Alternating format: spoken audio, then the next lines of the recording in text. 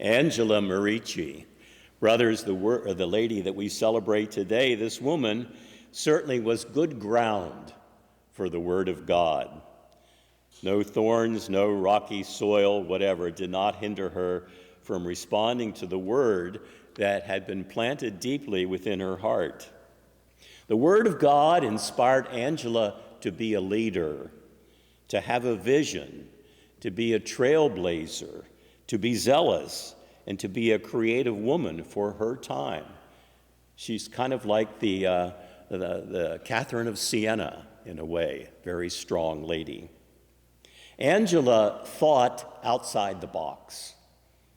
She was sensitive to and noticed the needs of girls and young women who badly needed Christian education and formation in the faith.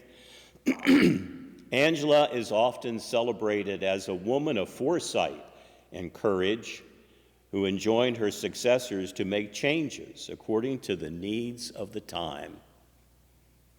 She was the founder and the first to organize Christian education for girls and young women.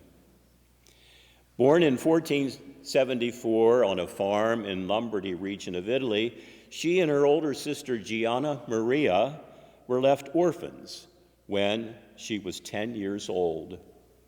They lived then with their uncle. Young Angela was very distressed when her sister suddenly died. Angela joined the secular Franciscans around that time. She was a beautiful woman. People began to notice Angela's beauty, and particularly to admire her hair. As she had promised herself to God and wanted to avoid the worldly attention, she dyed her hair in soot. Angela's uncle died when she was 20, and she returned to her home in Desenzano, and lived with her brothers. She later had a vision that revealed to her that she was to found an association of virgins who were to devote their lives to the religious training of young girls. This association was a success, and she was invited to start another school in the neighboring city, Brescia. On November 25th, 1535, Angela gathered with 12 young women who had joined in her work in a small house in Brescia near the church, where together they committed themselves in the founding of the Company of St. Ursula, the Order of St. Ursula, placed under the protection of the patroness of medieval universities.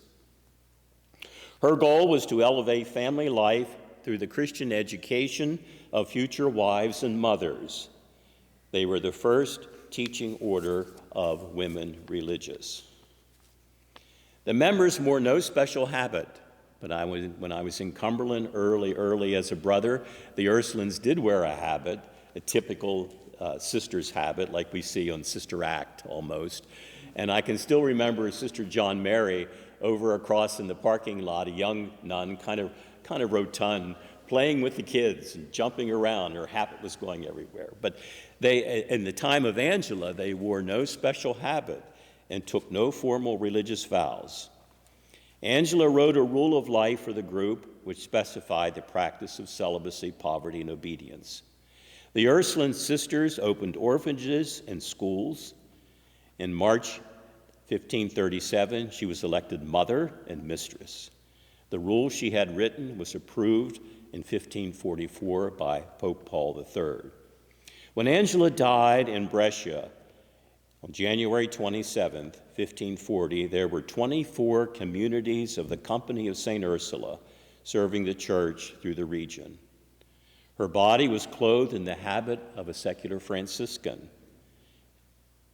Angela was beatified in Rome in 1768 by Pope Clement XIII, canonized in 1807 by Pius VII.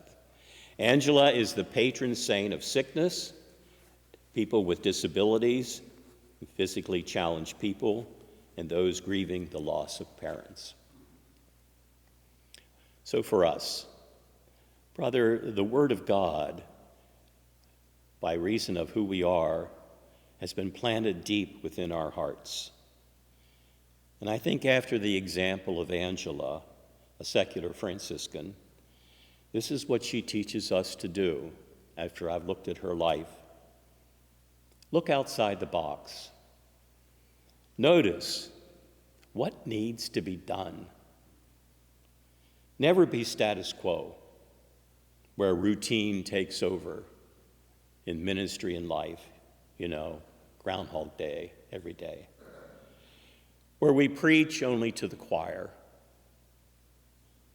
What needs to be done within our commitments and other areas of need as a house, as a province? That's the first thing. I think, like Angela, have a vision. She had a vision. Have a vision of what you would like to do when you see needs. Learn to find resources and opportunities. Take leadership, keeping in mind our Capuchin spirit and charism. You go to an assembly, speak your mind. If there's something you think we need to do within the life of the province, speak. Have a vision. And thirdly, be creative. Be creative and bold when fulfilling what you set out to do. Use your gifts, use your skills. Start out small, maybe. We've done it. We did it here with Capuchin Cafe, the Soriano Ministry, in our province of Pio, our new evangelization in Indiana.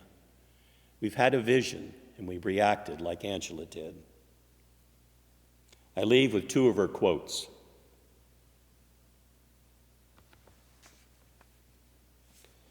Move, believe, drive, hope, cry out to God with all your heart.